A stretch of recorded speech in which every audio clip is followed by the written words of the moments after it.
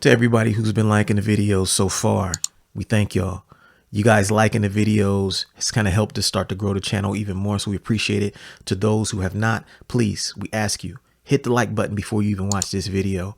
It helps us grow the channel, helps people learn about us, and allows us to make more great content like this. So that's all we got. Thank you for helping us grow this channel. Hit the like button right now, and on with the show. We got you stuck off the realness, the most infamous, you heard of us. Official podcast murderers, the show comes equipped with viewpoints to share. Grown man ideas for all those who care and wanna grow, so go ahead and download. Every single week with a brand new episode. You're not alone in this world, cousin, so we share information and honest discussion and keep repping the culture like we supposed to. They spread gossip, but they never come close to. I can hear it inside their tone. They talk about the industry but never left their home. You get laced up with bullet points and such, plus empowering topics that they never would touch. You can put your whole network against a team, but Super Duty Tough Work's the MVP. Most valuable podcast on MP3. Priceless info, but all of it's free. So take these words home and think them through. Super Duty Tough Work is coming at you. You are now listening to Super Duty Tough Work with your host, Blueprint. Raw and uncut. Adult conversations. No shucking, no jiving, and no bullshit. Super Duty Tough Work. Y'all know what it is. Bringing you things that, enrich your mind. Expand your mind. It's been a while since we've done one of these, but this week we have a special guest on the show, and that special guest is Mr. Dibiase. What up, my guy? What up? What up? Thanks for having me, man. Yeah, thanks for being here, man. You know, we haven't done a cheat code episode since the Count Base D one, and Dibiase is somebody who I am a fan of, and it's been a pleasure to meet him several years ago, and he and I are cool, and I asked him if he would be cool with me doing a cheat code episode on him to break down all the things that kind of make him successful, and he obliged. So for all you producers out here, I hope that you are ready to take notes, and pay attention, because it should be some inspiring stuff in here as far as like his work ethic, his technique, what he does. You've probably seen this man. He's one of the guys who's I will say, like a pioneer of the West Coast, the Los Angeles beat scene. If you know about the low end theory movement, then you know about Dibiase, and in the same breath as Flying Lotus, and all of those guys out there. And so he's been doing it for a long time, and he's somewhat of a mentor in his scene now. And so in this episode, we want to get into a lot of the things that kind of make him successful and break it down. So let's start from the beginning. So from the beginning, I'm going to talk about, like, was there a moment where you remember being really curious about how beats were made? Yeah, definitely. I say I was curious in elementary school. I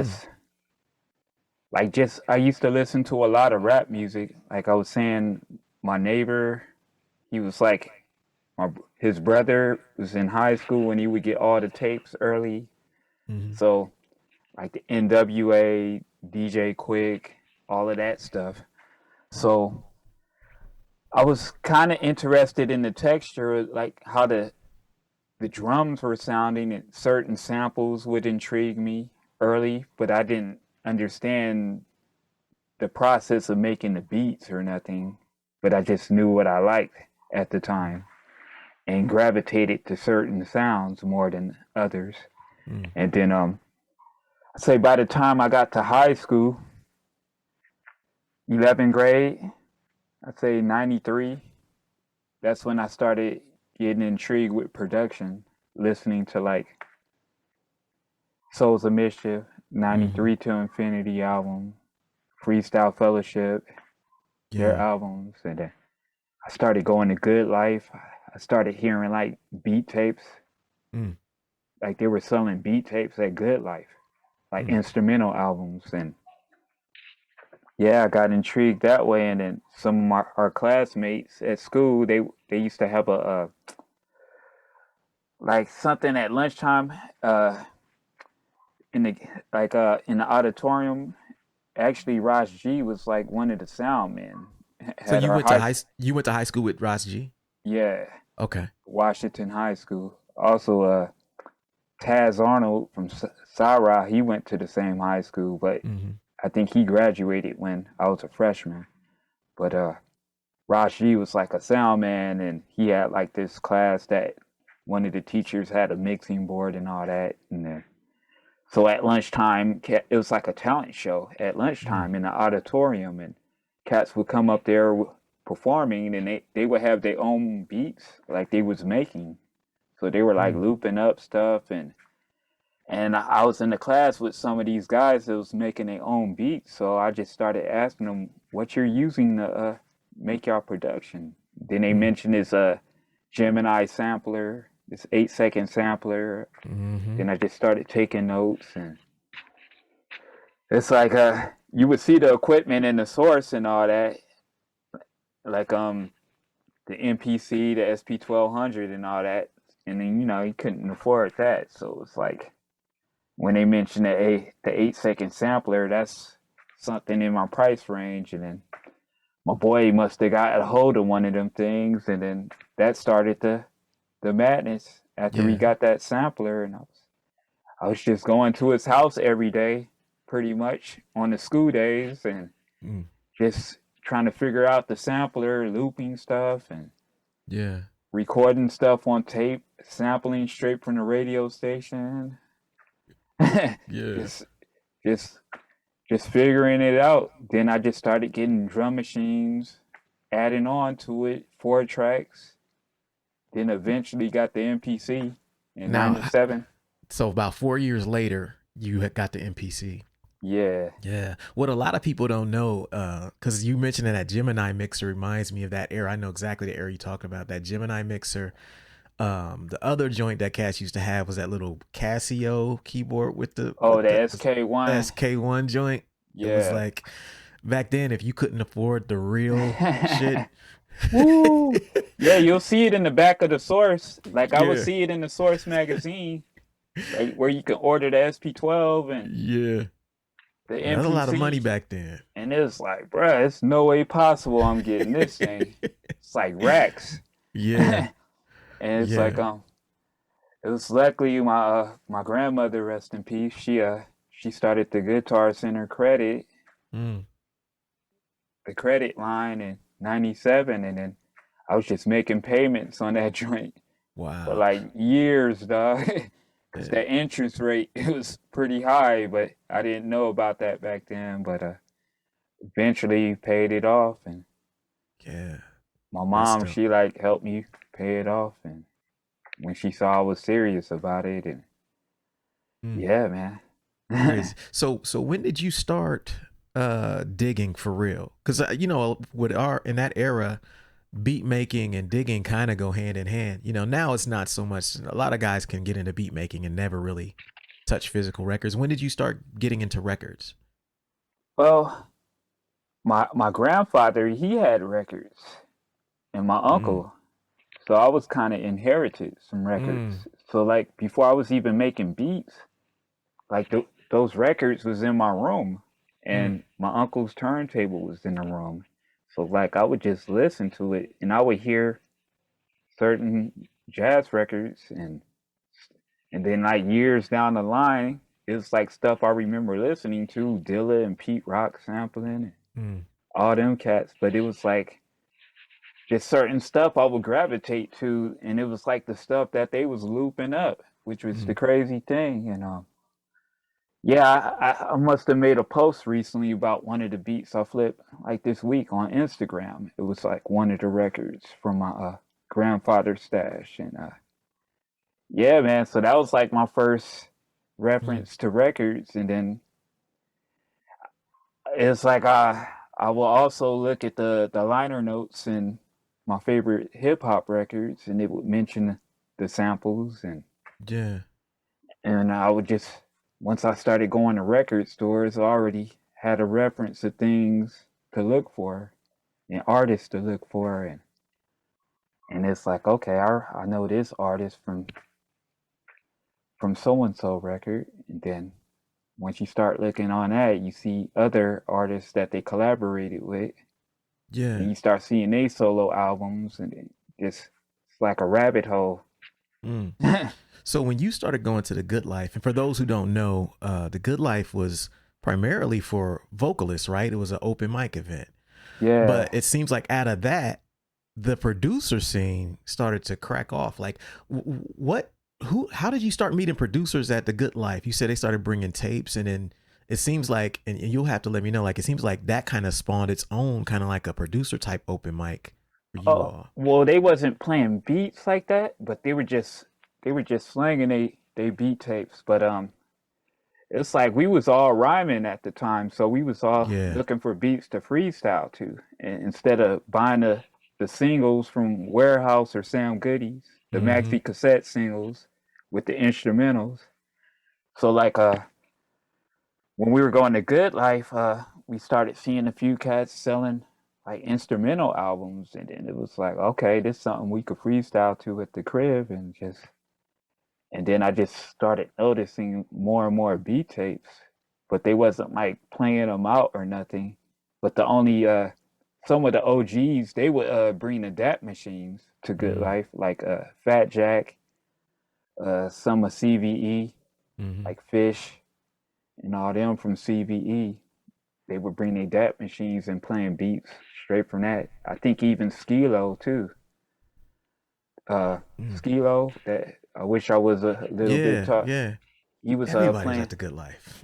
Yeah, they would play their original beats straight from the DAP machine, Mm. and it was like it was crazy. So that kind of intrigued something, and then I was going to Trade Tech around '95. Then that's when I was kind of making beats by that time and playing them on like a little tape recorder during break time, and yeah, man, it just started. It's like I need to just start adding to the arsenal and just get it to a level where I can start playing it out. Yeah. Yeah. Yeah, that's dope. Let's talk about like the one of the first traits um that I kind of peeped from you that I could talk about today as far as like that I think helps make you successful. And you kind of touched on a little bit. And what I like to call it is like your respect for pioneers. And the thing about you that I noticed early on was when low end theory started really cracking, when it started really popping, you started popping as well, but you sounded nothing like the other guys there. And it was almost like you were forward thinking in terms of like you were sampling video games and crazy stuff like that. But like your music was more boom bap than the majority of the guys who popped in that scene. And so it was almost like you were paying homage, but you were still on some next shit with them. Yeah. Did you notice that about that scene as well? Like you, Ras G as well, but there was 80-90% of the guys there were just kind of like, we're gonna do what's next. We're not gonna necessarily pay homage or have these elements. Whereas you with like the vocal samples, some of the things you were doing, it was very just like, yo, this guy is carrying Dilla's torch to some extent. Did you ever feel that way? Oh, nah, man, I wasn't that whole Dilla stuff. I was just making beats. Like you got to Yeah. think about it. Like I'm like from the '90s era technically, Yeah. cause like a lot of my peers in that scene, they're younger than me. So it's like I'm like really, I was like really like doing shit during the '90s, like Yeah. making. So it's like I'm not like duplicating it. It was like I was actually making shit during that era. So it's like not even a duplication of it. Yeah. So I was just doing stuff I was already doing for like Mm. by the time low end started popping was like '07, Mm-hmm. '08 was when it started getting real global and stuff. So from '08 to 90, I say like 97. I was doing shows like in 97, like rhyming. Like I had a whole different lifeline back then from like rhyming and shit. I used to have a rhyme crew. Mm. And from 97 to '05, I was doing the rhyme shit and making beats. And so that was like a whole lifetime ago. And then it's like I kind of reinvented myself and went full-time beats like around '05 once the Mm-hmm. beat battle scene started. Yeah. It was like I got ingrained to the beat battle scene. And then it was like, then my ties to Sketchbook and Low End. So it's like Yeah. I had a whole other lifetime before Low End Theory came. So Yeah.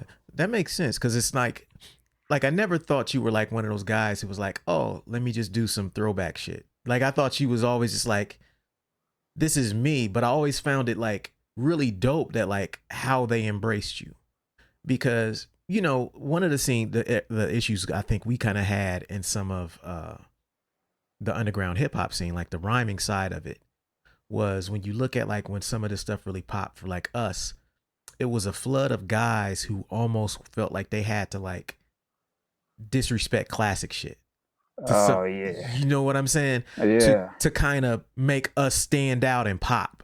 Yeah. And I always was like, nah, that's why my first solo record was 1988. Cause I was like, nah, that's not what we're doing. And I'm gonna show y'all that we know what time it is, and we're not just out here trying to shit on this old thing. And so I Yeah. know like there's certain kids and movements where like, and you see it now with like maybe in some of these other scenes now, we don't have to talk about them specifically. Yeah. Where a lot of these cats who they feel like they have to kind of push away. Young head, old head. Right. That They whole want you, narrative. yeah, the old head, instead of being like, yo, he's dope. Come over here and fuck with us. Yeah. You see what I'm saying? And that's how it always looked like to me. So always, that's kind of one reason why I always loved your positioning inside that thing. Cause it was like, yo, those dudes could easily be on this, you know what I'm saying? Bullshit that the MCs was on when their shit was cracking, you know? Yeah. No, it was times where the producers didn't get that love though, like in the beginning from like some of the rap cats and the DJs was getting their glory too during a certain time, and then it was like once the producers started getting they little shine and started touring and all that stuff, then cats started taking it serious. Yeah. But it's like a lot of times a lot of cats don't even remember. It's like, oh yeah, I was there chilling in the cut, man. It's like, what? It's like, bro, I would have worked with you, dog. Yeah. Like I was chilling, man. Yeah. What was it in, you say in '05 you decided to stop rhyming and focus on beats. What went into your decision?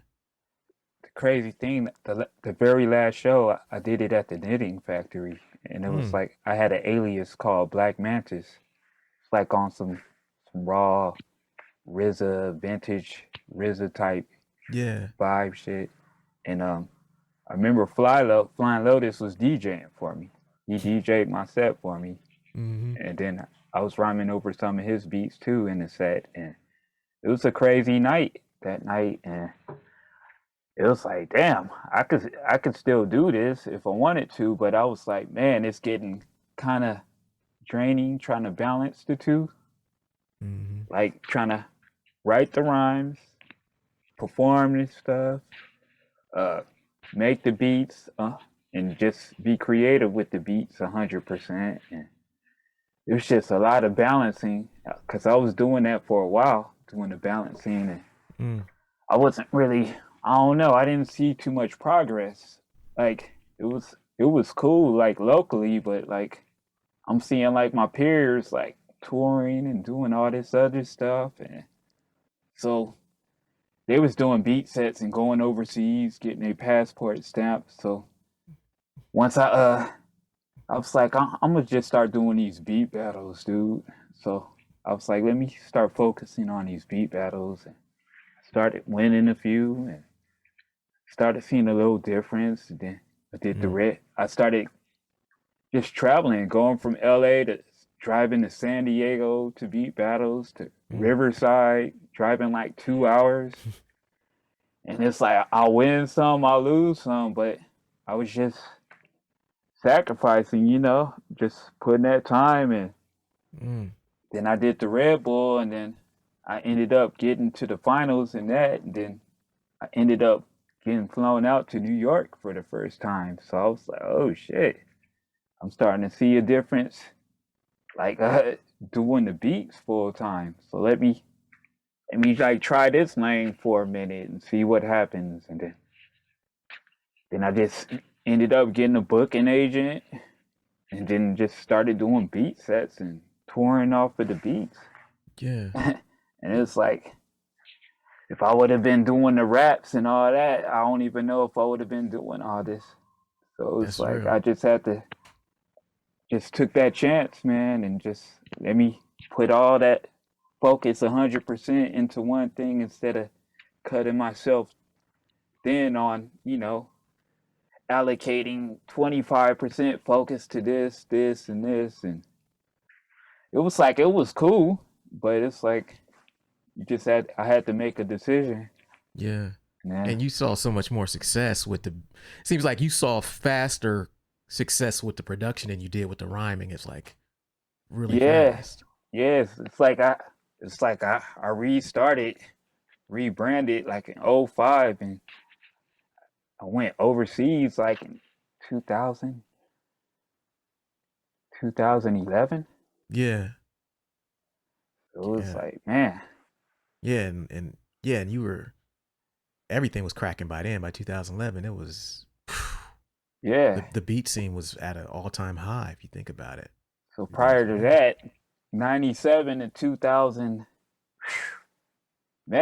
2005, it was like, man, I was just doing a bunch of local shows, which was cool. It's like, you gotta put the work in, pay your dues and all that. But it's like, man, at some point, it's like, man, I gotta, see something, because I'm seeing everybody else making some progress. So, yeah, no, that's real.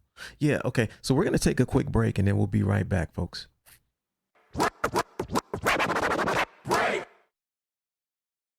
Quick announcement.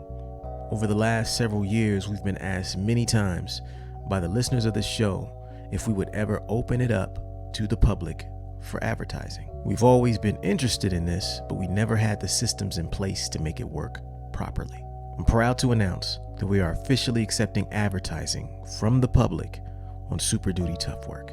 Meaning, if you're a small business owner or an artist and you'd like to create more awareness about your product, service, or release on the Super Duty Tough Work podcast, we're now in a position to do that. For more information, email us at superdutytoughwork@weightless.net. Again, that's superdutytoughwork@weightless.net. Email us there. Tell us a little bit about who you are, what you would like to promote, and we'll get back to you as soon as possible to let you know if we think it's a good fit and what the next steps are. Thank you for your time. Back to the show.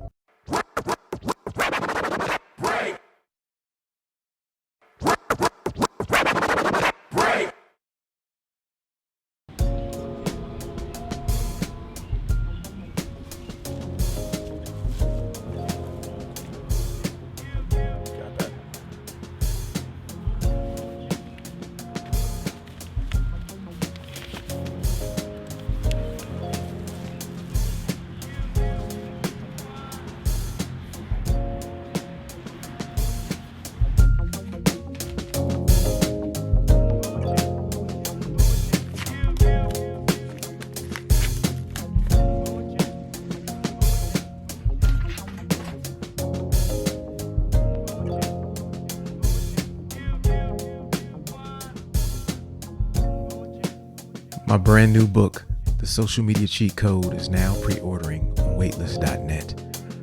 Order your signed copy today. Thanks for your support.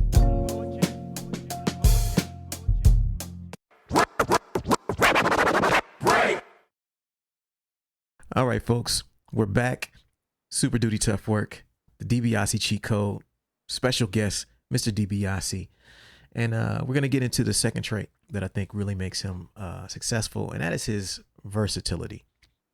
For people who are paying attention, one of the things that I think really stands out to you versus a lot of other producers is how you're not necessarily married to any machine.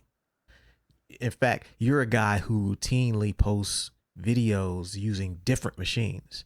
Not just, you're not tied to software. You'll use Ableton, you'll use Serato Scratch. You'll fuck with the hardware. You'll fuck with an S950. You'll fuck with, you know what I'm saying? The MP. Yeah, man, it's all my. Yeah, like all of it. You'll fuck with even like the pocket operators, the phone apps. And you're one of the first guys to champion a lot of those things, like to seriously like be like, nah, this is next. At least that I've seen, to be like, nah, this phone app is where it's at. And now I see a lot of guys on the phone apps who I know were not doing that when you first started messing with them. You know what I mean? You know. Like, what is it that makes you so curious about other machines? And it wasn't always like that. It was a point where I wasn't even computer savvy at all. I was just like strictly hardware, and I was intimidated by software, and I couldn't even like load my music on MySpace at one point, dog. It was pretty bad, dog. Then I learned Reason, say like '07.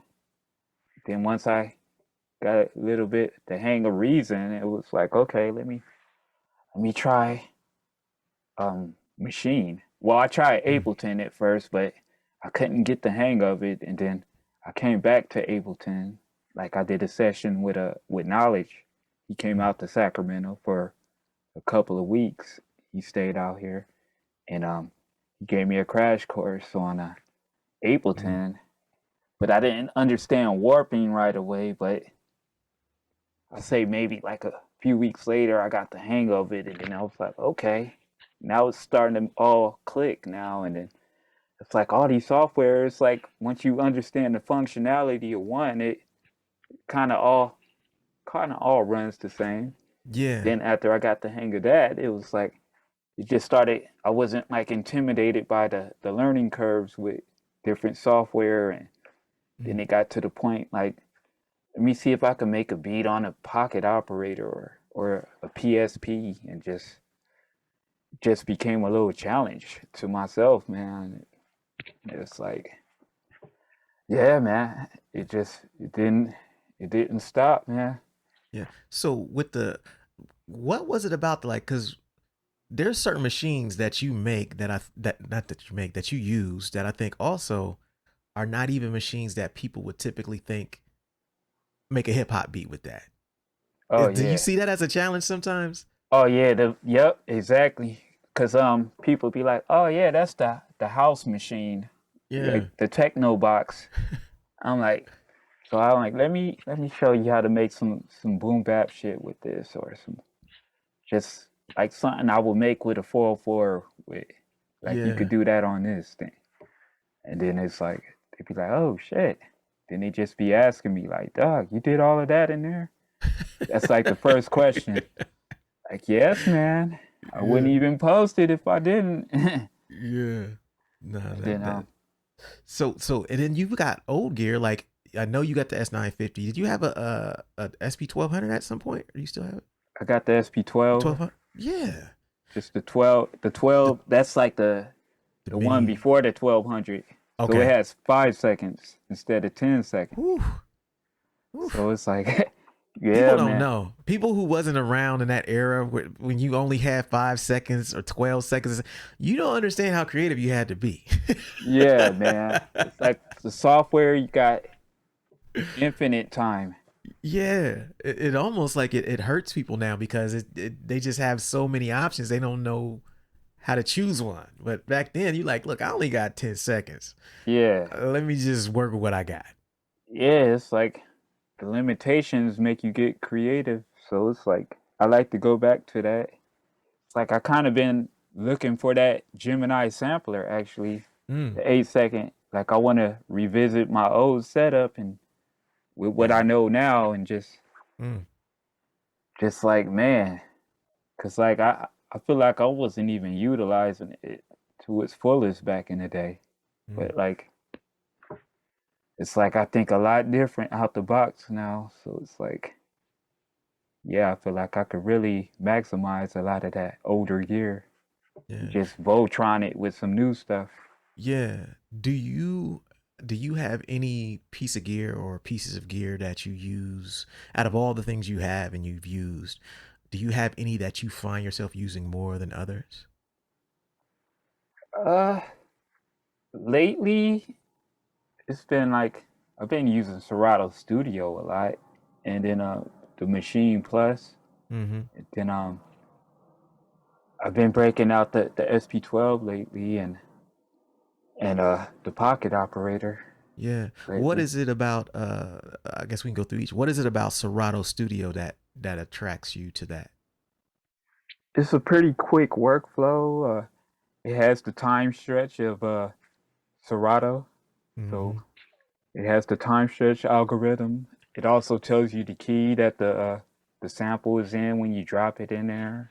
And yeah, man, it's you could put plugins in it so you can get it to sound like whatever DAW like Ableton, because Mm-hmm. it's mostly the plugins you use to make you have the certain sound, or if you run it through a 404, Mm-hmm.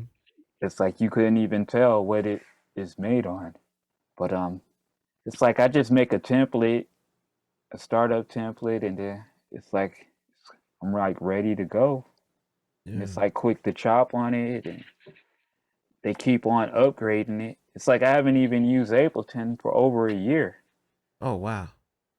Because you've because just it, been using that other stuff like the Serato, the chop. yeah, it's the studio exactly because it's like it has its own sequencer in it. You can Mm. record directly into it. Yeah, it's a beast, man. So Yeah. I've been So what was it about the pocket operator that makes you use it more lately? so I like to record like the sounds from like a dog directly into it. So like Okay. because this grid, it's like a grid base, so it's like naturally it's gonna be quantized Mm-hmm. because it's like on the grid like a step sequencer. But what I like to do is I like to record my kick and snare because I used to do this technique back in the day when I had the Dr. Rhythm drum machine, Mm-hmm. the old Dr. Rhythm Boss drum machine. Like it was like a step sequencer, but I didn't like when it was quantized, so I would record directly into that 8-second sampler, but I would play it like live, like my Mm-hmm. kick and snare with the swing that I wanted. Then I would just loop it up. Then I would add some hi hats with the loose hi hats and loop that up on the tape and do that, like repeat that whole process and keep looping it up. So I kind of use that same approach with the pocket operator. I have like 40 seconds of Mm. sample time in it. So I'll do my kick and snare. I'll just play it at the tempo that I want it into it. And then I'll go into another track in the pocket operator because it has 4 tracks. And then I'll do like my hi hats. Mm. And then I'll just like layer them up because it's not quantized because I'm playing it in live, Mm. because you Yeah. record it into the sampler live, and then when you put it on the step sequencer, it's not really like quantized because I played it in live. Yeah. And then I'll layer up my hi hats on the next track, same way. Play the hi hats I wanted. Then I'll sample what I'm gonna sample, and then do my chops on top of that, and then cats is like they think I did it on an MPC or something. What you're describing though, it sounds almost like the limitations of that machine kind of put you in that space It's like I'm of using my old methods from like 90, yeah, like 95 on the new shit. right. Whereas someone who just came straight to that machine and wasn't making beats back then doesn't even think about using it like that. Yeah. Like because they've never had limitations. Whereas you're used to having those limitations on time and you're like, oh yeah, I know exactly how to hop in on this pocket operator and make this shit. It's like 40 seconds, dog. That's like, Yeah. bruh, that's more than the 1200. And the 1200 is Right. like 5 racks and up. Yeah. So it's like the pocket operator. It's like $80, dude. Yeah. And it's like I think it's 12-bit as well. Like Mm. it has a gritty texture to it. Yeah. So like if you like pitch up your samples, Mm. like before you put it in there and pitch it down, you can even get more than 40 seconds and it does something to the sound. And see, you know that's a SP1200 trick for all the producers at home. What he just described was what they used to have to do back in the day, right? Because the time limitation and because of the quality, a lot of cats would try to pitch their stuff up on the way in because, like you're saying, if you got 4 seconds of sampling time and you got a sample in 6 seconds, it's like it allows you to cheat a little bit, you know. Whereas, That's like what Dilla. I seen some interview Dilla had where he had like a tape deck that was modified, where he could pitch up his. It was like he was pitching up his tapes or something. wow, Where he could pitch it up, and then he would sample it. wow, This that's is crazy. like, yeah. Then pitch it back down in the machine, but it's like you getting the tape deck texture too, because because you can record into a tape deck a little hotter, because it does some kind of compression. Because you can like let it hit the red slightly, and it does a little compression to it, and then sample that into the. I think Jay Zone would do that actually. Now that I think about it, Jay Zone was doing that, recording all his stuff to tape deck.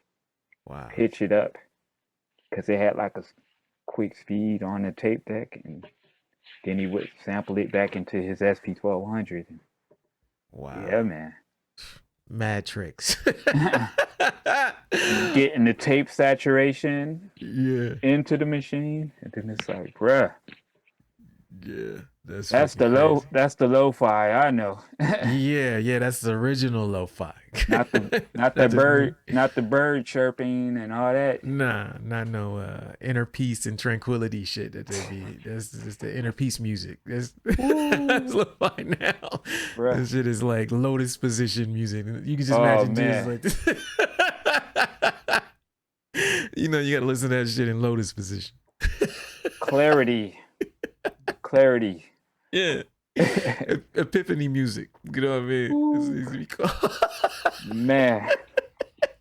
Epiphany type beats. Yeah. Oh man. So Adam, what's your biggest after using all these different machines and different software apps and making dope shit on all of them? What's your biggest takeaway from that?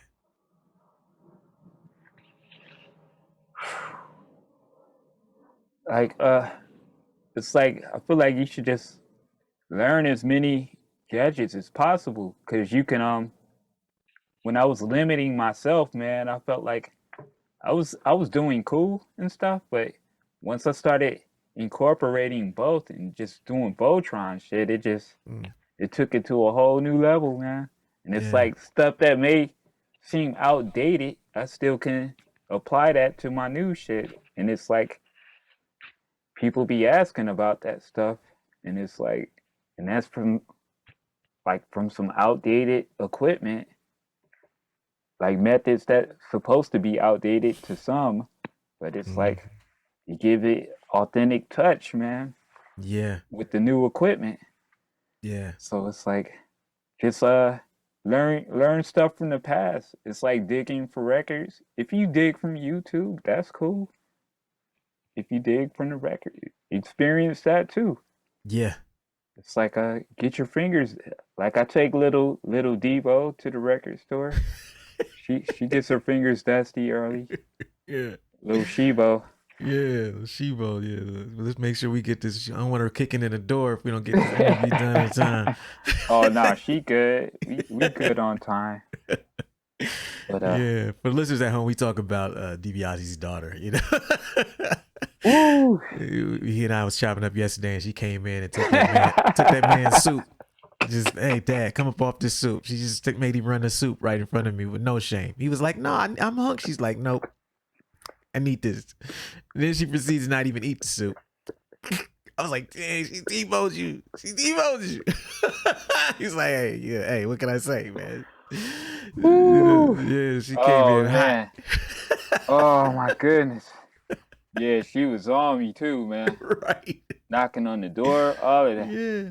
She said she's gonna come through the window at one point. Then she's like, Yeah, "Oh, if you don't let me in, I'm coming through the window, Dad." big bad wolf and Yeah, yeah, she's gonna huff woo. and puff. Oh man. So let me Yeah. so No, but just get it's like having, exposing them to the vinyl, but like it's just long as they know the music, period. That's yeah. just, like knowing the history of the equipment or the stuff that the VSTs are duplicating, just having a knowing where the origin of that, where they got the inspiration to make that VST, to make that sound do what it Yeah. does. So it's like, I'm not saying you got to go out and get you a drum machine because of that, but if you can, or get a hold of one, just learn that shit. Yeah. Don't Yeah, be I quick to sell it or give up on it because you think it's too difficult. mm-hmm. It's yeah, maximize it, and it's like a piece of Voltron. 'Cause when you combine it all, Yeah.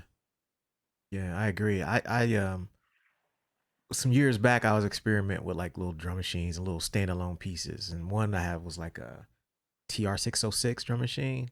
yeah, And what I noticed about it was like gear like that made me think differently because it was so different from how my workflow was. I was like, maybe the fact that it makes us think differently, it challenges us, a little bit to where you might be comfortable using Ableton and warping and doing all of that stuff. But what happens when you can't warp no sample no more?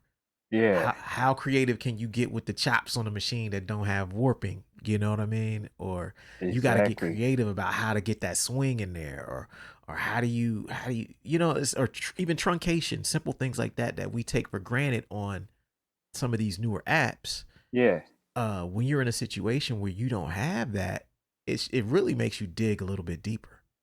like some cats be wanting the machine or app to do everything for them out the gate, and it's like, Mm-hmm. man, you got to do some work. But Exactly. it's funny you mentioned the TR-606. It's that rectangle white. It's a little gray joint. It's like it's only this big though. It's like the smaller version of the 808, but Oh, it's okay. like gray. It's like this thick, Ah, but it's only this. word, It's not that big. word. Yep, step sequence and drum machine. The crazy thing, I had the older version of the TR-606 in the Mm, garage for yeah. years, dog. And it's like I didn't even know how to use step sequence, so I was thinking it was broke. But Right, like, because you couldn't hit the pad on. No yeah, I sound was coming out when thinking I hit the pad. it's like you gotta. It had like these little dots on the Mm-hmm. screen, and it Yeah. was like yeah. So like, man, I say like the shit was sitting in the garage for 15 years, dude. Wow. Thinking it's broke, dog. It was like in this crate of records. So I remember when I moved to the Mama Temple. This was Mm-hmm. like, and it's like a bunch of artists that lived there, and they had that same drum machine, Mm. and I was like seeing them work it, and this was like 08. Yeah. And then I was like, I got that same drum machine in the garage at my mom's crib. So like, let me see if it's still in there. So I dug it out. And then when he showed me, I was like, oh shit, this shit worked. I just put some batteries in it. That shit worked and Yeah. shit. And it was like, oh man. It's like, dog. Because it didn't have no manual or nothing. It didn't Yep. even have the power adapter. So I just assumed it was broke, man. Yeah. So it's Yeah. like, Those older joints are like that. Like no manual. It's so different. Like step sequences are so different than how a true yeah. drum machine works where you can actually hit it and hear a sound. It's like, nah, this ain't that. Like once I started making house and footwork stuff, like in Yeah. 2010, it was like, oh man, the step sequence is just the move, man. Mm-hmm. Yeah. And then it's like, yeah, it's like I wish I had that. So it's like, yeah, man. Yeah. Well, let's talk about like there's another thing that I noticed about you, and we talked about it briefly offline, and it's like there's a I call it, I'll label this trait like your willingness to battle. Now, this is something where people who don't follow you on Twitter might not know. Oh man. But Dibiase be attracting a lot of trolls in the beat making scene. You know what I Red mean? Hood, Red Hood. Every couple months he's got somebody who be hot on his heels about something he say, and they be in their feelings. And there's been many occasions where like they'll talk some shit about making beats, and he'll just be like, we can battle, whatever. You just let me know. And then it never fails to they always kind of disappear and never take you up on that challenge. I don't make beats, but if I did make beats, I would serve you, man. Right. I run circles around you. You know what? It's the thing that I find is just really dope about that is like, I noticed just as a cat who used to battle rap, there comes a point when you get really popular where guys actually will seek you out to try to battle you all the time. And so a lot of guys, once they get a little popularity, like, hey, look, man, I need to avoid trying to battle these dudes. But deep down inside, I be wanting to crush these dudes. So when I see you just being like, hey, whatever, we can do it, let's go, it makes me happy because I'm like, I love that he can just do that. And it just pulls their card because they never really won it. Hell no. I used to catch greyhounds to the bay to interbeat battles, dog. Yeah, they don't know. Like for years, dog. So it's like I was in the battle circuit. Yeah. So it's like I won some, I lost some. It's like whatever. But it's like I don't really be trying to battle like that now though, like that. Yeah. Like, it's like I'm like on some Vince McMahon commissioner. Like I'll throw battles, arenas now. Like the koala versus SP battle. Yeah. That started from like a Facebook group. I don't really go on Facebook too much now, but it was like a 404 Facebook group. They was getting mad in the 404 group about koala. Really? Somebody like made a post about the 404 just like being way superior to koala because koala is a $3 app and it's like they made like a video like making the comparisons and it was like, God damn, that's crazy, dude. And it's like you didn't even use koala to even know. So I was like, okay, let me put together a battle though. So all you guys is in the chat right now talking about the 404. We can have like a little 16-man Royal Rumble. Yeah. Get 16 guys in this chat that's talking. And then 16 guys that use koala. Yeah. Then have some Dragon Ball Z type world tournament.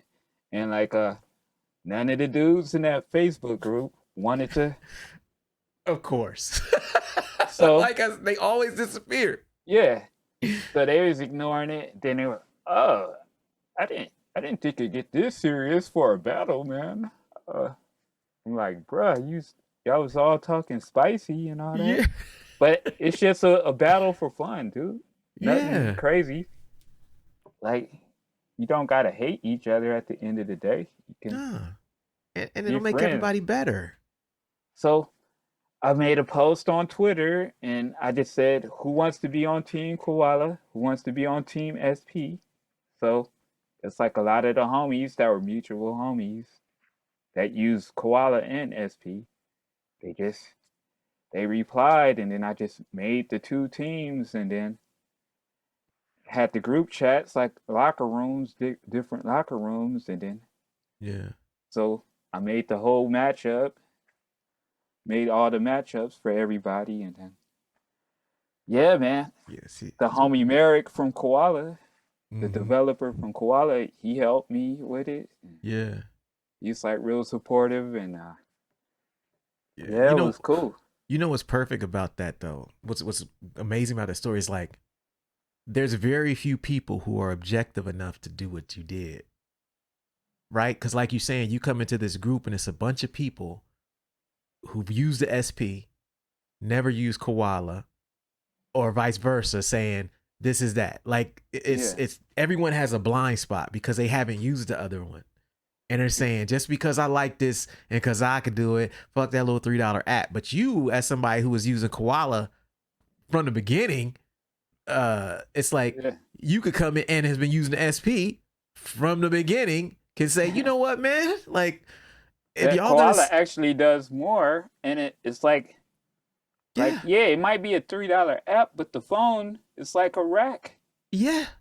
So it's like, actually, the phone costs more than, or an iPad costs more than the SP. Yes. It's like you talking about cheap dates, because they were calling koala a cheap date. But it's like you could put plugins in it. Yeah. Use the AUM, all that stuff. So the crazy thing, when I was making the rules for the battle to make it even, because koala, they got like the samurai mode, so it got like a chop feature that's like the NPC, like the play and chop. Yeah. So when you play the sample, you just, as to get to the point where you want the chop to hit, it goes to the different pads. Yeah. Koala can do that, but the SP doesn't do that. Right. So it's like people in the SP group are asking, can we use something else like the chop? So I was like, I made the exception because koala had their features to make it even. So it's like, like I had to do a lot of modifying to make it even, because like, it's like koala has a lot of features that the SP doesn't have. So and they didn't even know. All them dudes that's talking in the face, like the cats in the group chat, they all fam, all that shit. So they already knew the deal. Yeah. And they was just on some good energy shit, and a lot of them build with each other already, and then we ended up making like a whole beat tape out of the whole album. And then this could have been the jackasses in the Facebook group. They could have been on the beat tape. And then Team SP got a beat set. All the members from Team SP got beat sets at Beat Cinema. Team Koala, they got beat sets from. So they got like beat sets out of the whole thing. All because they was willing to basically share their work and step up. They was on a beat tape. It was like on one of the best beat tapes on Bandcamp. Yeah. And then we just let the proceeds go to a charity, and that's dope. It was cool, man. That's really dope. And it's like, I was like, bruh, it's like them fools in the Facebook group didn't even deserve that at the end of the day. So it's like the people that needed to be a part of it was a part of it. So it worked out how it worked out. That's dope. That's real dope. Okay, let's take a break and then we'll be back with the last part. We'll be right back.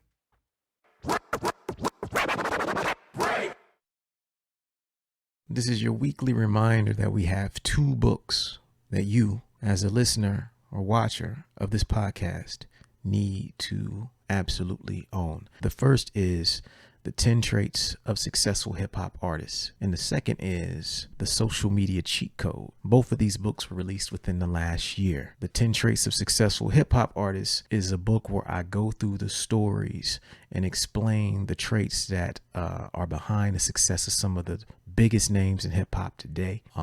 The book has got nothing but amazing feedback. And if you are an artist, business person, whatever you do, if you would like to be inspired and would like to learn more about hip hop along the way and also see some reinforcement of the concepts that we talk about on this podcast, The 10 Traits of Successful Hip Hop is for you. Second book is The Social Media Cheat Code. That is for everyone who listens to this podcast who does not consider themselves an expert or really good at social media.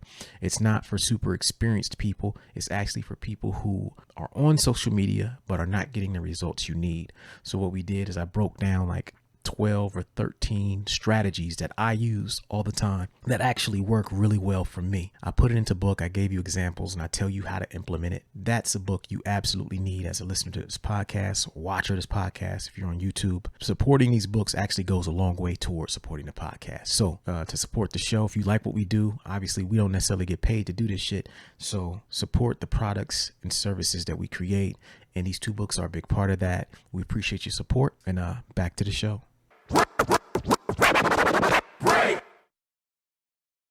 Well, I got y'all here. I want to give you a quick reminder that my first 3 books have been repressed and are available again on waitlist.net. Book number 1, Word is Blog, Volume 1. This book is a collection of some of my best blogs and writings online, assembled into book form. Second book is Adventures in Counterculture, The Making of Adventures in Counterculture. This book is about my 2011 album titled Adventures in Counterculture. This book talks about the 4-year period that it took me to make that album, the personal and artistic changes that it took. If you're into some artistic reading, this is for you. And then the third book, which is available again, is What a Night, a book about the worst shows of my career. This book is, as it says, it's a book about the worst shows of my career, but it's actually a pretty funny book. Some stories in here are just tragic or bugged out, but overall, this book will have you cracking up. So if you need some light reading, something that will just make you laugh, and if you've ever wondered what happens on the road with artists, pick up this book. All 3 are available, $10 each. However, you can get all 3 of them for just $25 right now. If you want them signed, please put some instructions in the special instructions box and ask me to sign them, and I'll get them signed before I get them out to you. And I think they might have a checkbox for all 3 that allows you to get them signed. So that's it for now. Back to the show.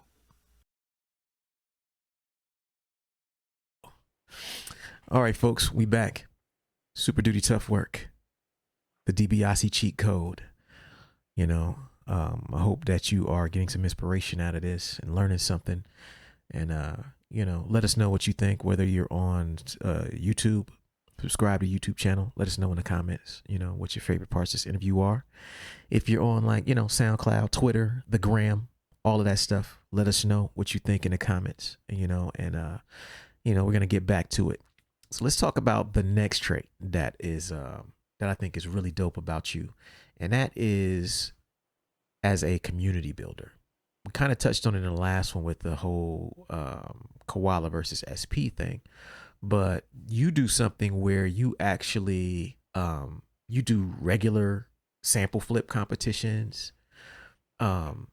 You bring producers together, and even during those competitions, like you're one of the rare producers that I watch who you actually listen to everybody's entry. You actually will comment the dope, this is dope. You give guys feedback, younger guys known, unknown, the whole thing. Like you're really, really a guy who, even if it wasn't necessarily your intention, like your love for the craft really kind of shows your ability to bring people together. Like, what makes you so comfortable, like, building the community like that? Man, it's, I don't know. It's like I used to coach basketball, so it's like kind of the same thing, giving input to the kids. Like, you got to critique them and give them positive reinforcements, and then just, it's like that's how you get, I don't know, you don't want to discourage people. You want to build them up, and then you can give like some criticism, like some things you can improve on, instead of coming out the gate, you need to do this, man. And it kind of defeats the purpose, man. It's like some people get discouraged sometimes, and they need that motivation, man. And then like it'd be like talented people that be ready to hang it up, man. And it'd be like it'd be crazy, dude. I'm like, dog, don't even do that. Just like I'll set them aside and just tell them, like, man, it's like I know it's frustrating and all that, but just stick with it, man, and just try to do some of these things. And like, man, I'm in the corner, hey. And then sometimes they do it and they'll see some improvement, and It's like it's cool. It's rewarding to see that. Like people like, I was like on the verge of like stopping and getting they like coming up and stuff. Yeah, So one thing I notice um when I watch like some of the beats you share and some of the producers you share their work when they participate in some of your challenges, the biggest observation that I walk away with is kind of what you just said, which is that there are some amazing producers out here who don't have a lot of followers. yeah. And I listen to it. I'm like, yo, I click on their profile thinking this fool gotta have at least 5,000, 10,000 Man. followers, and it'd Yeah, be like 50, 100, and bruh. I'm like, yo, this dude is incredible. Yeah, I'm following them and it's like if I can hey, include them in some other stuff in the future, I try to do that. Like that's how I found out about Taki and Hmm. Telly McLean. They entered the challenges and Yeah, Chords and Jocks. And like now they doing the Serato Kitchen yeah, episode.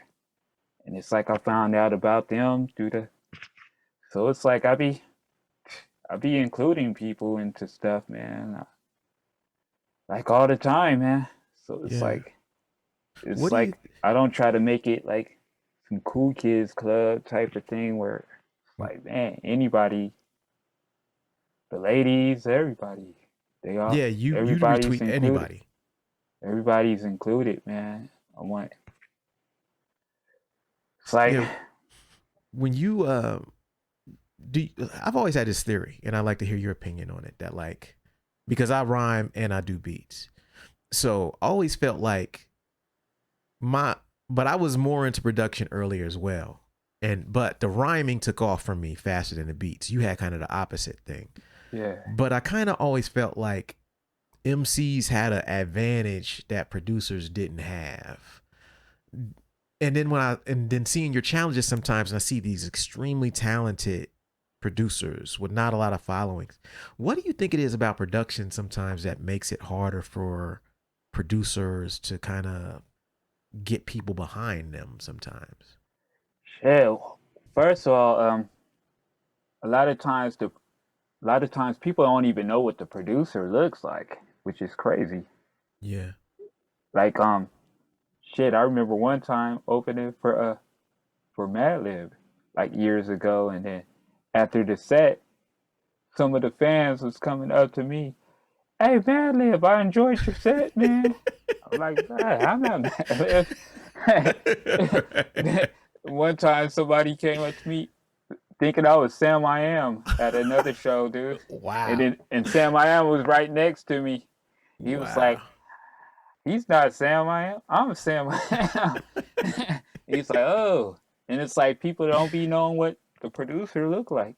Even Yeah. though and that's like cats that's like visible. But Mm-hmm. a lot of producers they be like on some mysterious, like they don't even have their picture online or they don't even show themselves in the videos and they just want that whole mysterious approach to things. So that kind of it's like people don't even know what they look like. And then with the rappers, they in the forefront when they Mm-hmm. performing, they on stage or they on their covers of their albums and Mm-hmm. they in their music videos, all that stuff. So it's like now it's different now with the producers because they having videos and they in their videos and the producers on stage doing their beat sets. So and then the content from YouTube to IG to Twitch. So it's like now it's like what the producers are looking like now. So it's Yeah. not really a mystery. So a lot of these young cats they don't be doing the content all the time and yeah they need to get a little more visible Mm. because like they'll have the talent is there.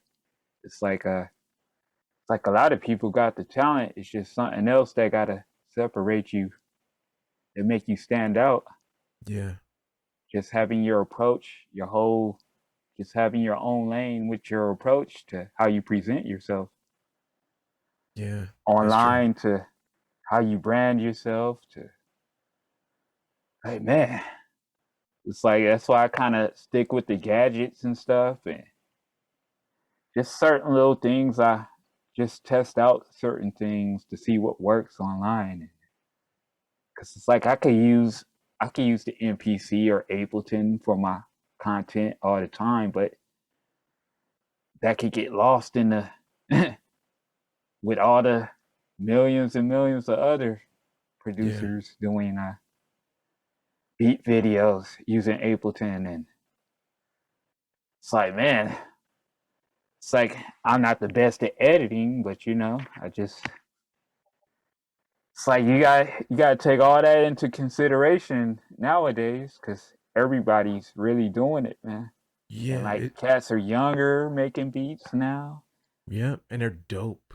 They're dope. Yeah, Yeah, yeah, yeah. What you said about that is really important. You know, we talk to rappers about this thing all the time, and that like being dope, it used to be enough. Like if you were an artist in like the early '90s and early 2000s, yeah, maybe if you were dope, that's all it took. You could be successful.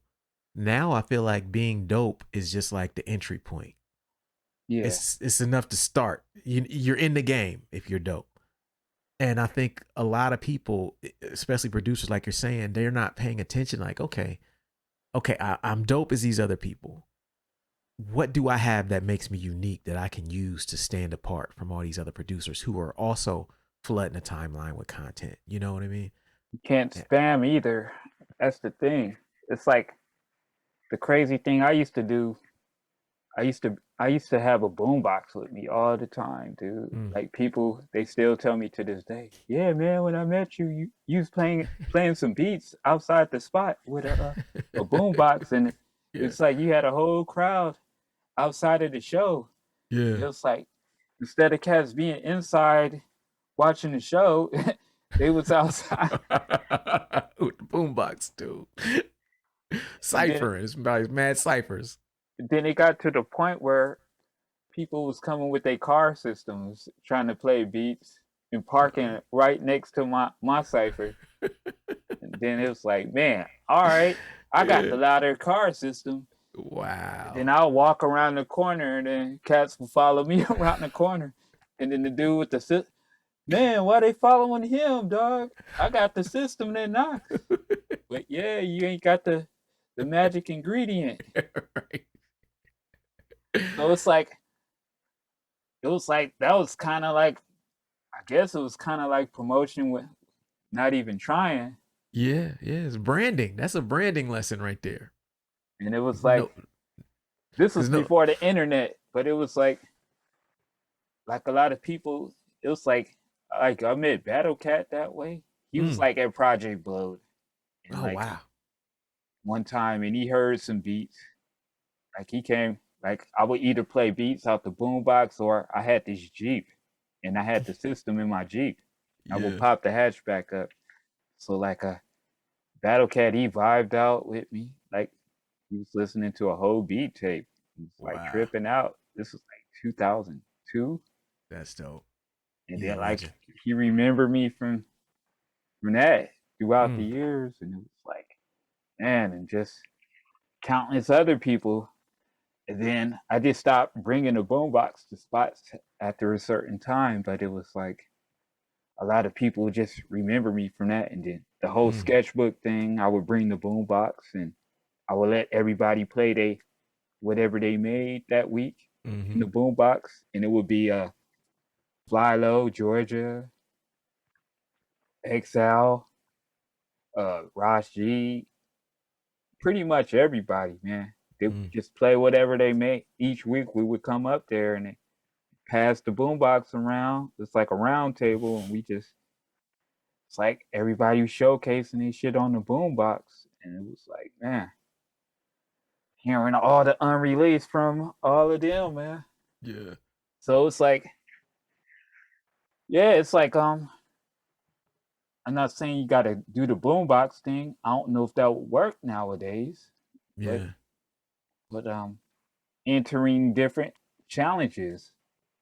as much as possible for like the Mm-hmm. young cats. I tell them, or beat battles, even if you don't win it, it's not like a loss because Right. somebody is gonna hear you. It's like the ski beats battles. It's like the judges he be having. It's like, man, it's like you might not even win that shit, but it's like the judges might even like your shit still and hit you up for something in the future. Yeah. Or like somebody like a certain rapper might be tuning in and hit you up for some beats, even if you didn't win the shit. Mm. Like I seen it before. So it's like yeah, you just never know. All it takes is one person. So just hopping in as many challenges, just being active. Like I would tell my nephew that too when he first started. Just making like doing mixes for different when you first starting out, do different Mm. beat mixes for like these online like at the time it was like these like little blogs and stuff. Like they would have different beat mixes. They'll Yeah. have you submit. So I would tell him just do as many beat mixes as you can with everybody if you can. Yeah. You got the time while you got the time, just do that shit. Don't even worry about uh it's not paying and doing all this. Just get that shit out there and then do all Yeah. the other stuff. Yeah. You get your name out there that way.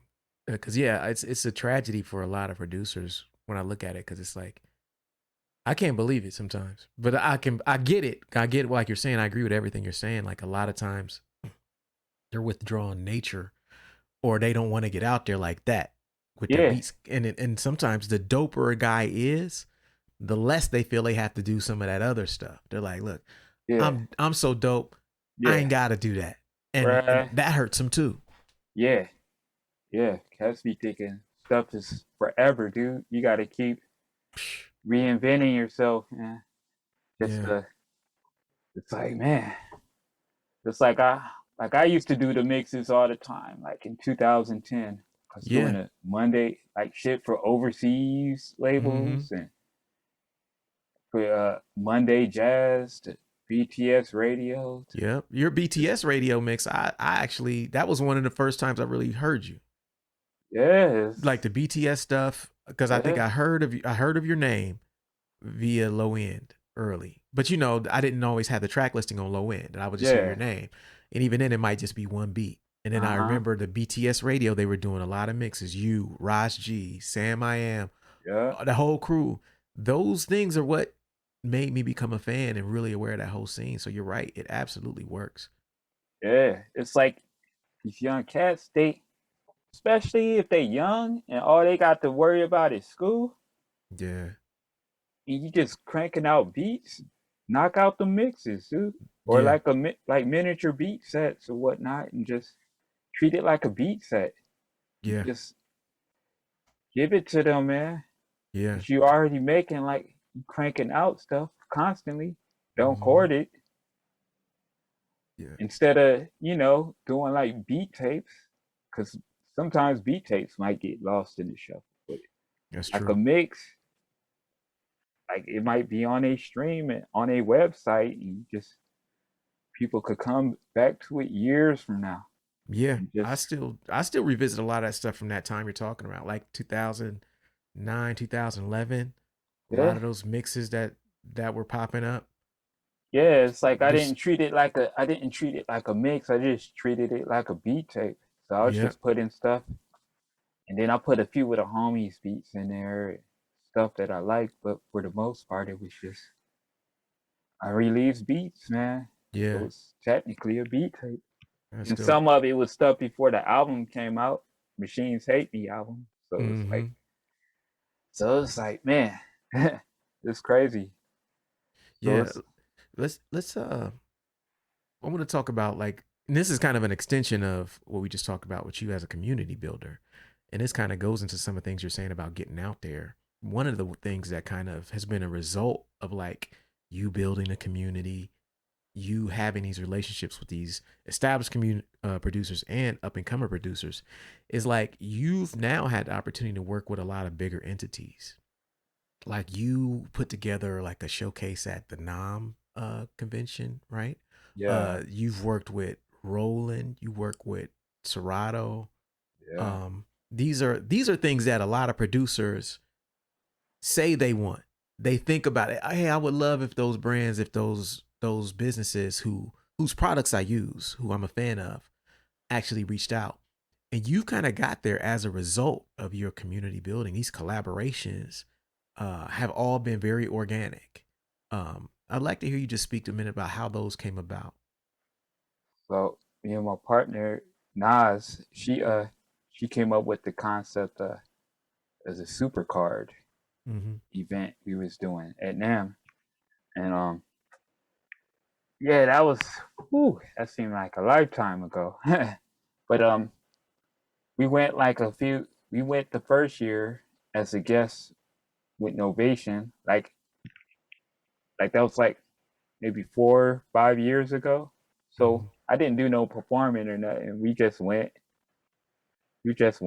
there, just scoping out how NAM is for the first time, and my mind was blown. Like, shit, why I never come to this shit? This shit is like Toys R Us for producers. It is. And then I was seeing like a lot of DJs performing. It was like catered to DJs and all that stuff. And then we was thinking like, man, it'd be cool if there was like some beat shows at this shit, since producers use the gear. Mm-hmm. So like we knew somebody from Roland at the time. We was talking to them, and we seen them at an after party at an Ableton party. They was having after parties at NAM that year. We was getting invited to it, and we were chopping it up, just talking about the concept of a supercard. And she mentioned she wanted to do like me, Ras G, and Samiyam to do like a beat set at NAM the following year. Mm. So it was like, yeah, we down. And we didn't hear nothing for like a whole year or nothing. And then it was like kind of near the end of, I forgot what year it was, the end of the following year, because NAM was in January. Mm-hmm. So like I'd say like maybe 2 months before January, dude, or maybe 3 months, they hit us up. Roland hit us up, and they got a pitch deck from Nas about the supercard thing Mm-mm. event. So she made the whole pitch deck Yeah. for the whole week, and we came out of pocket, and like we rented like a loft space, and then like Roland gave us like some equipment, like they Yeah. loaned us some equipment for the week, like a bunch of 404s and Yeah. scents, and like so it could be like a petting zoo full of gear. Wow. And yeah, man, and then we invited the dancer homies, because I have a lot of homies that dance, and we invited the dancers, and then we flew out a few people. We came out of our own pocket actually that first year, dude. Yeah. Me and Nas, it was like, and then we did the showcase at Beat Cinema that, and then we did the rest of the shows at the Loft. Mm. And then we did like a workshop at NAM on the last day of NAM. So it was like a silent disco like setup that first year. So they had us in a little corner. It had like 30 people.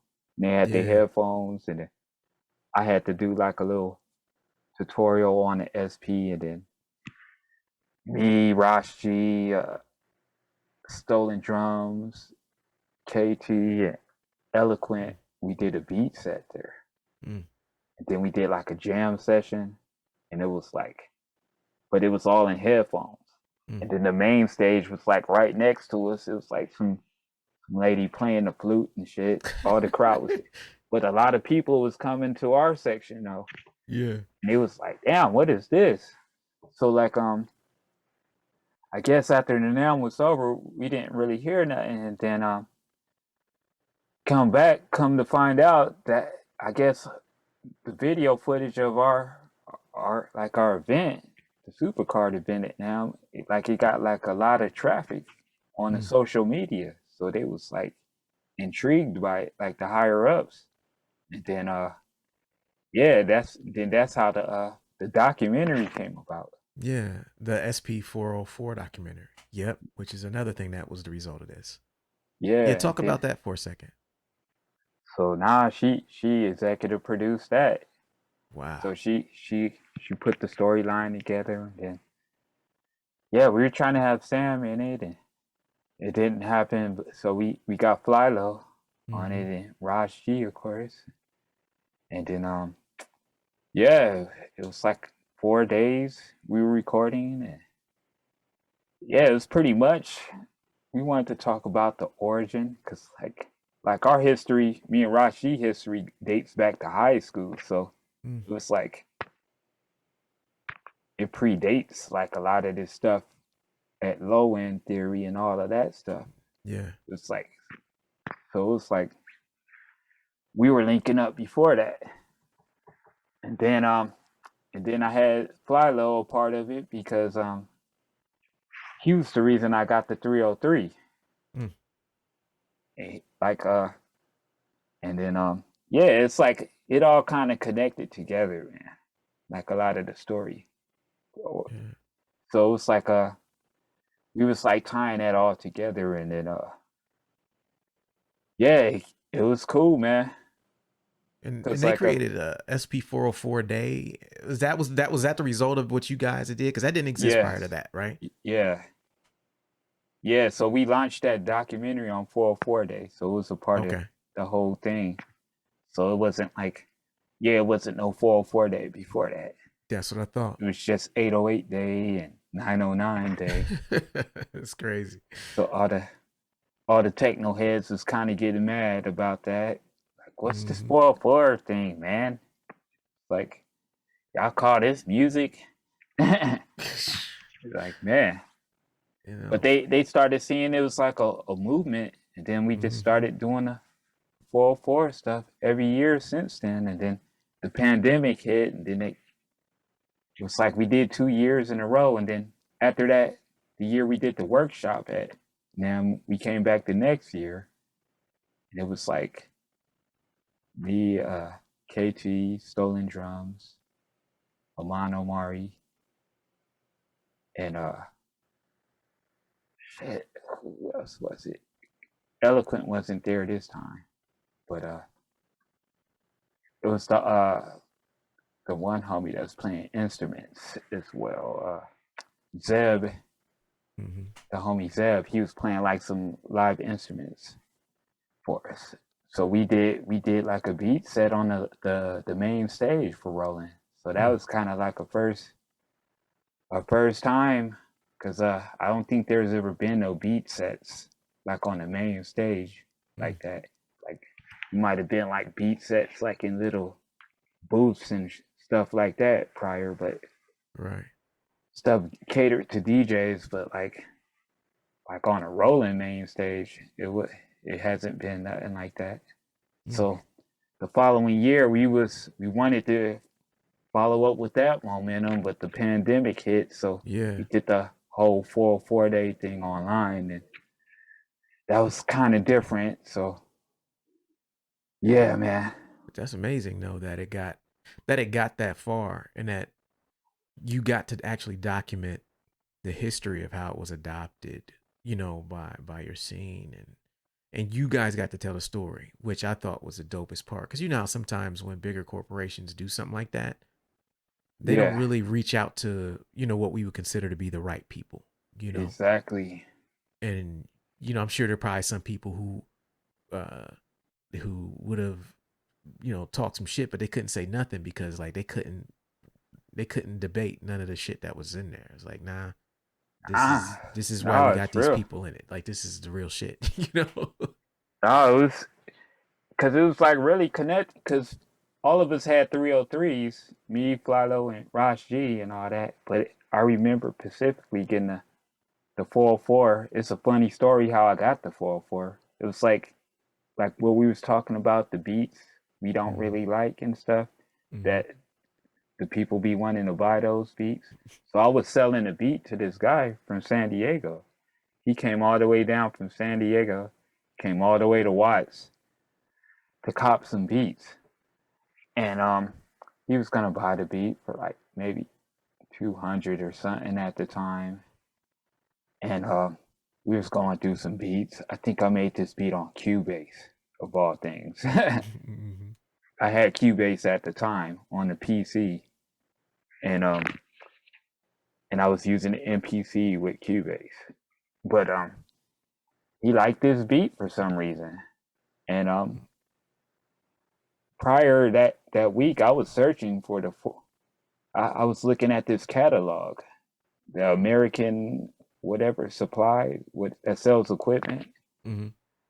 So I saw they had a 404 in there, and I was looking at the specs on it because I had the 303 at the time, and I saw the specs on the 404. I'm like, man, this got way more memory on this shit. I feel like I could do whole beat sets and shit. Mm. I should start looking into this, and it has more effects.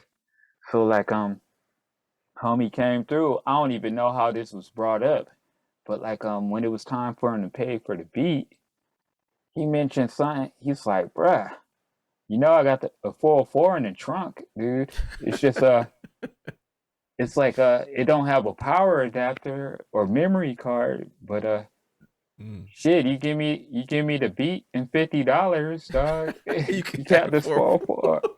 Yeah, man. And it was I was like, shit, say less, man. Yeah. So I did that, and I ended up finding like the adapter in Hollywood and buying a compact flash card at Guitar Center. It was a little pricey at the time, but shit, that 404, it did wonders, man.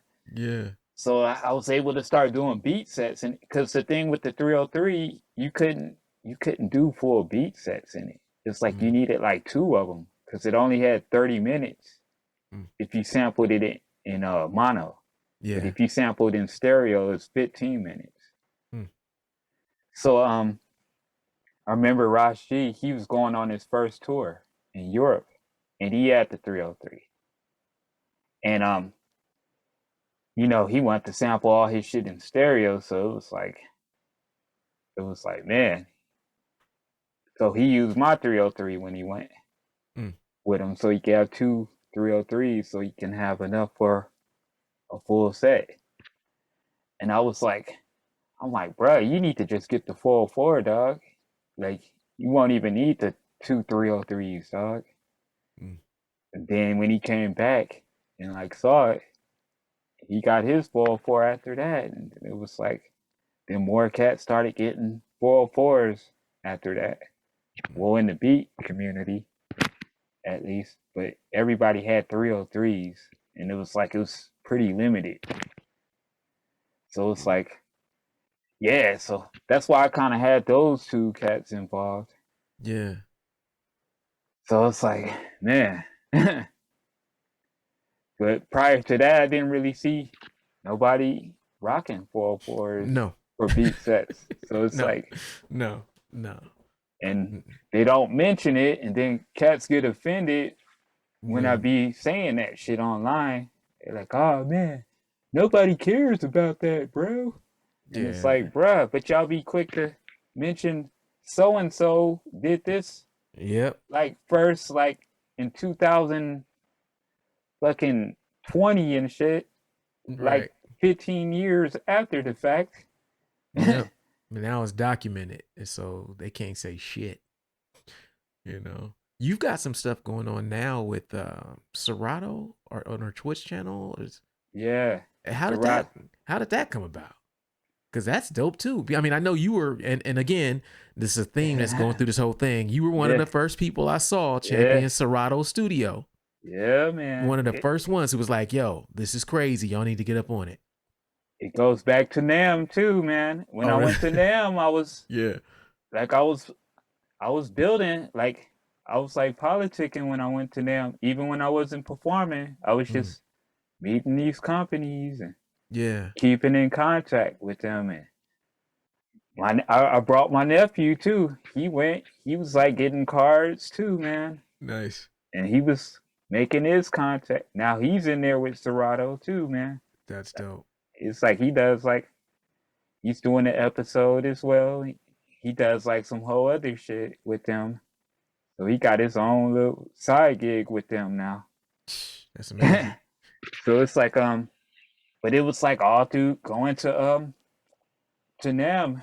It was like they showed us like the early version of Serato Studio, and it was like it showed me and KT, 14 KT. That was like, man, I think y'all gonna like this, dog. I was like, word, let me try it. And they sent it to me early, and it was like I was on it, and then they just kept improving it. Like I tell them certain things they need to add to it, and they had other people doing the same, and then beta testing it, and it was like, yeah, man. It's like, bruh.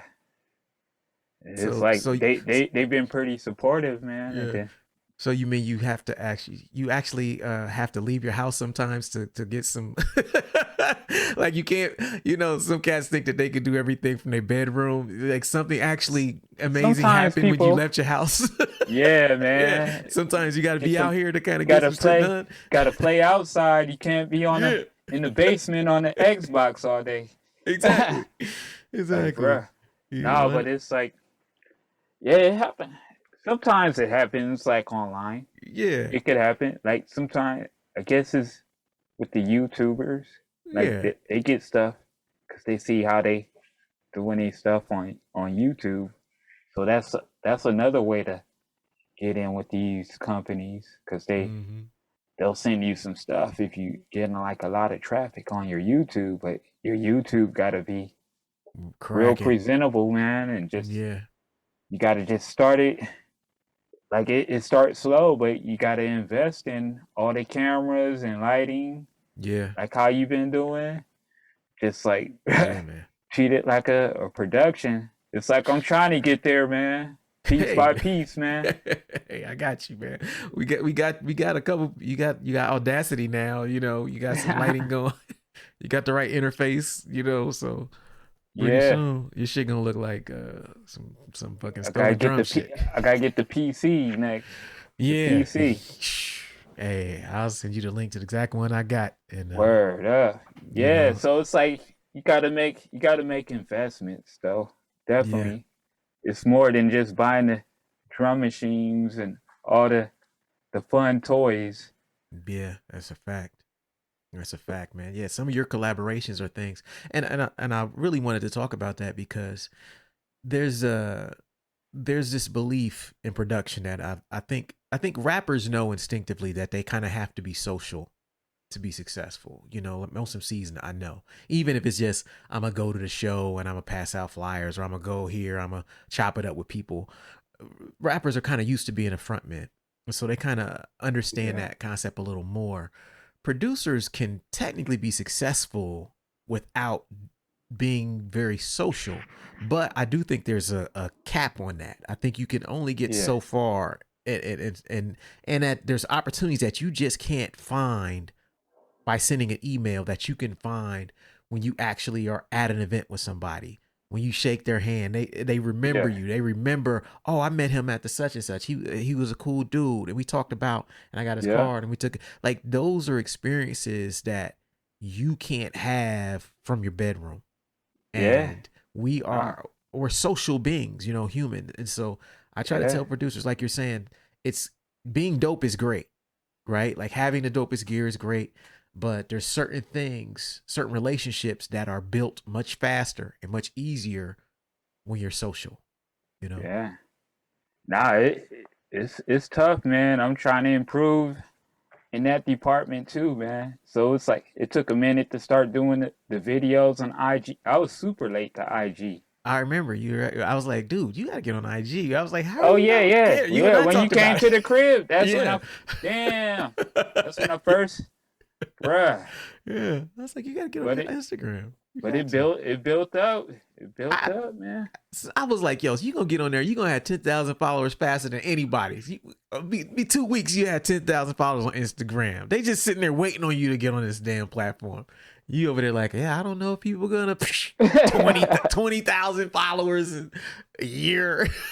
Bruh. Yeah, it's crazy, man.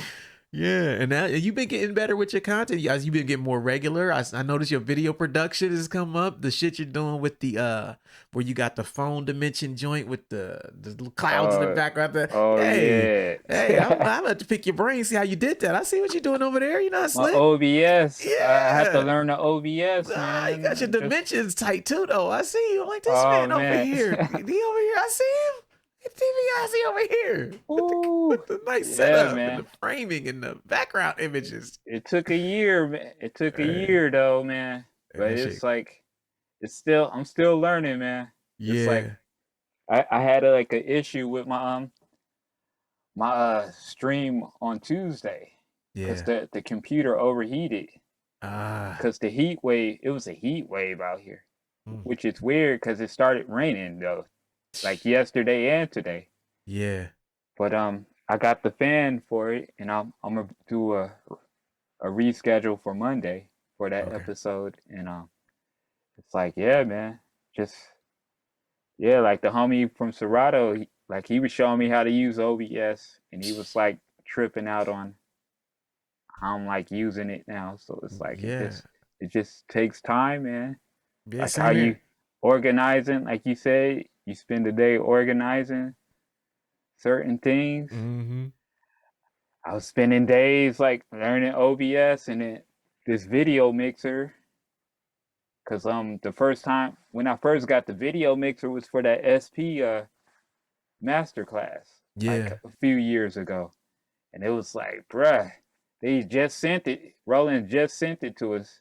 And like the very next day me and Nas, we were trying to like just run the video mixer without, and dude from Roland is like on the phone trying to tell us how to use it like live during the master class. Wow. So it was real stressful, man. But and it was like, man, this shit is too much, man. I don't think I could learn this OBS and this mixer. So it was sitting in the box for like a good 2 years. Mm-hmm. Then I was like, once the pandemic hit, it was like, let me excuse. learn. Let me learn this shit. Yeah. Let me sit down and learn it and just get, add the graphics and all that stuff. And it made a difference, man. It makes a world's difference, man. Just the little stuff, man. Oh, dude, I'm just learning OBS myself like maybe 3 months ago.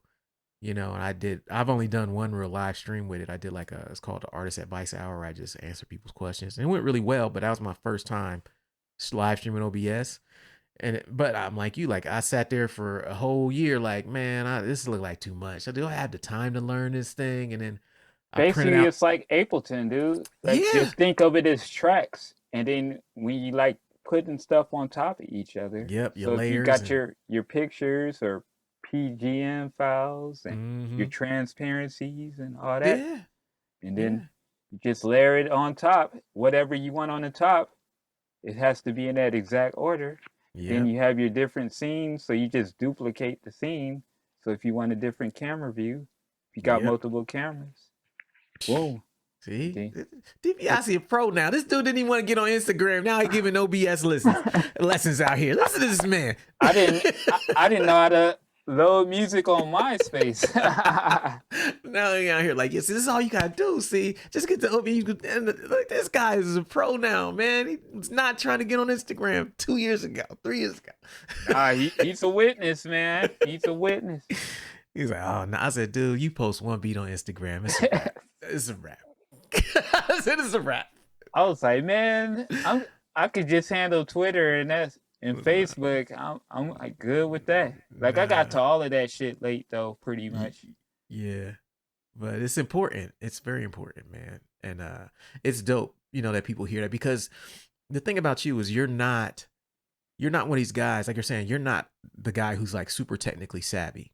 Yet here you are, very successful very well known, and you've had all these different machines you've learned.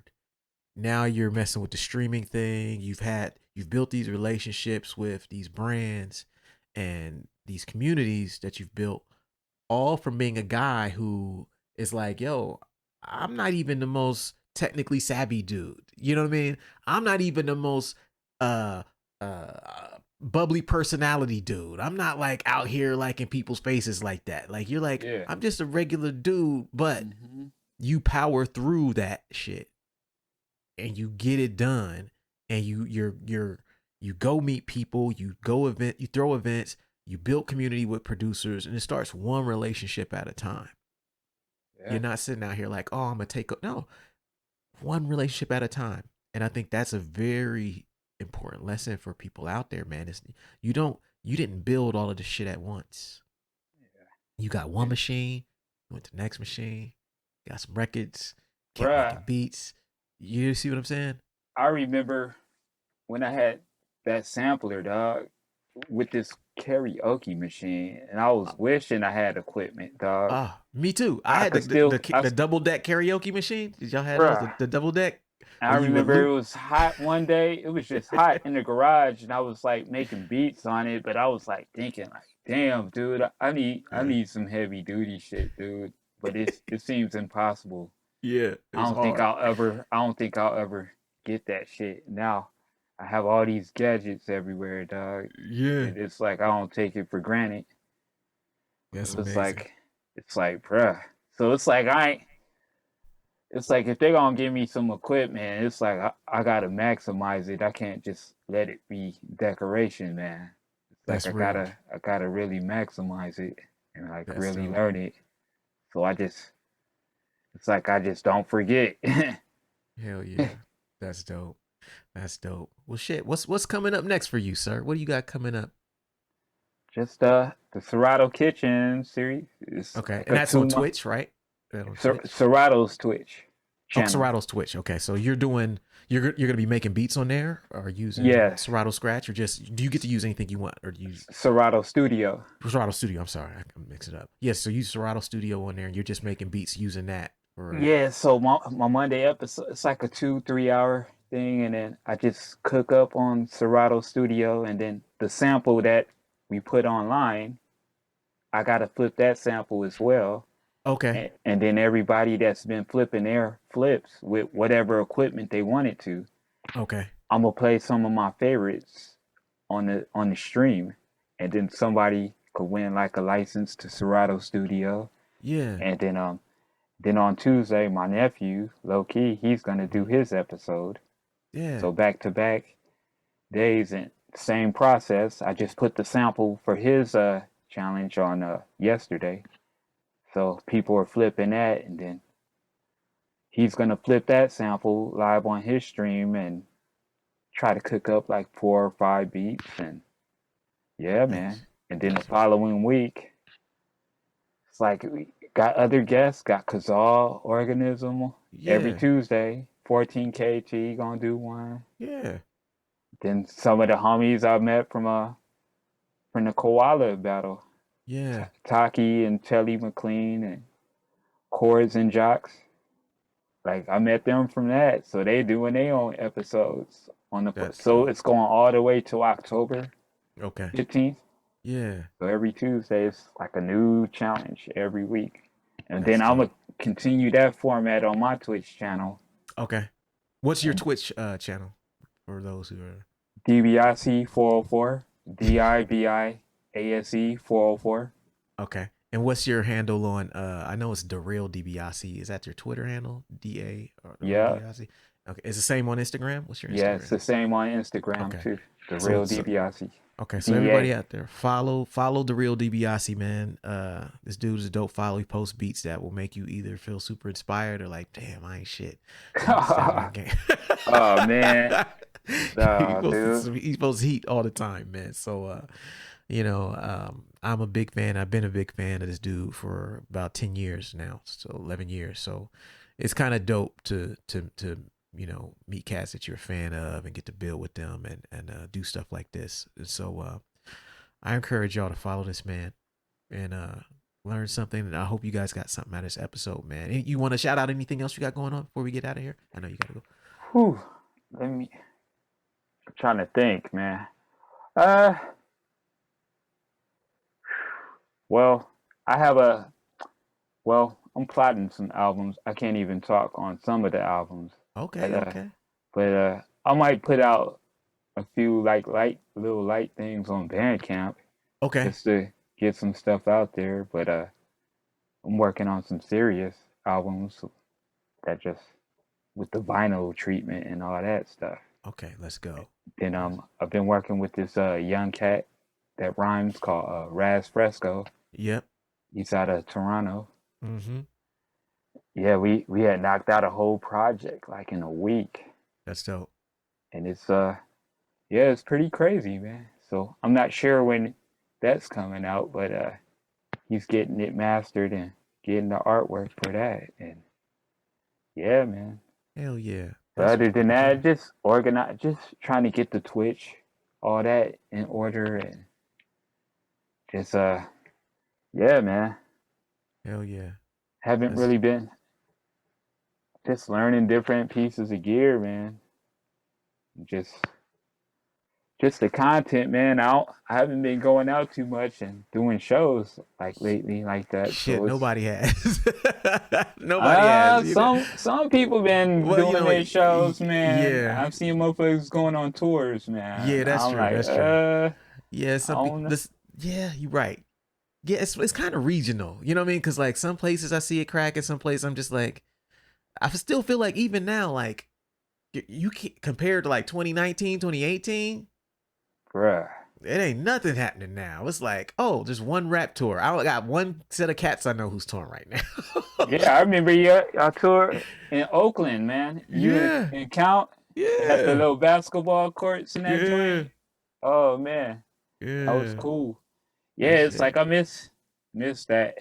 Yeah, I got shit, man. I'm trying to warm back up into it, just because anything you don't do for a while. I ain't played a show in almost 3 years. Since end of 2019, I played a show in like Austin, for like a festival. I played one show in 2019, and so I haven't played a show since really 2018. So I'm slowly getting back to that thing, but Bruh, it takes crazy. A while. Yeah. Yeah, I got hit up for some shows, but it's like I just don't feel comfortable, man. You got to get there. It's but that's a whole episode of itself. Just getting back into the swing of things. It's like I'm sure there's a lot of science behind it. That people can learn. Maybe I'll do a topic on that about getting back into the swing of things. Doing the beat sets online kind of helps. Oh, definitely. That's kind of something why I've been posting more. That's why I'm trying to get this Twitch right, so I can start doing some kind of sets. Have like a set schedule when I do get online and stuff like that. And hell yeah. I'm looking forward to. When you start playing beat sets, definitely let us know, man. We'll retweet, spread the word about it. Word up. Yeah, I'll make the little flyers. I notice people make flyers for their Twitch. Yeah. And then it's like they stick to it. You got to be consistent with it. It's true. Right now, I just been testing it out, doing the stuff on IG Live, seeing how that works, and just cook up on IG Live sometimes and just get comfortable with just even cooking, because I just be so used to cooking in the lab dolo, man. So it's like just talking. It's like a new process. It's cool, but it's like letting people inside of the world a bit, and hell yeah, it's like people enjoy that, and it's cool getting to talk to people, man, and just engaging. It's like, man, trading tips, because I'll learn something from somebody while I'm in the process of making something, and it's like I don't know it all. So it's like, man, yeah, that's a cool thing, man. So it's like I've been trying to stick to that more, so I don't get into it online with these These trolls, man. Yeah. Look, it is entertaining. I ain't gonna lie, it's entertaining. But yeah, Oh man. it's probably Oh like yeah, cause I like to crack. I like to I crack know. jokes, man. Yeah, you Like be coming we all with say. the roasting session. You know, the roasting beyond is on.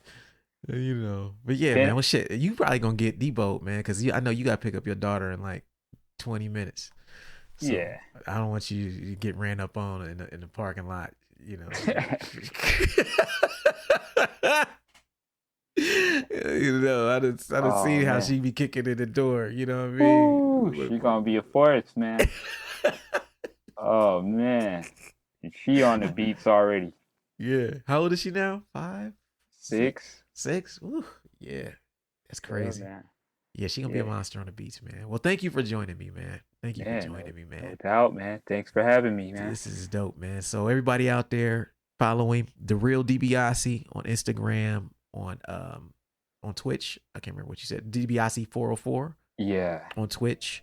Monday he's got his Serato cook up where he's cooking using Serato Studio, their sampler. If you're ever curious about that product, it's dope. He's one of the first people who uses it, who's used it and championed it. And check this man out, man. And we appreciate your time. And I guess we'll see you guys next week. Word up. Peace. Peace. Thank you for listening to Super Duty Tough Work. Subscribe to the podcast on iTunes. Follow the podcast on SoundCloud. Peace.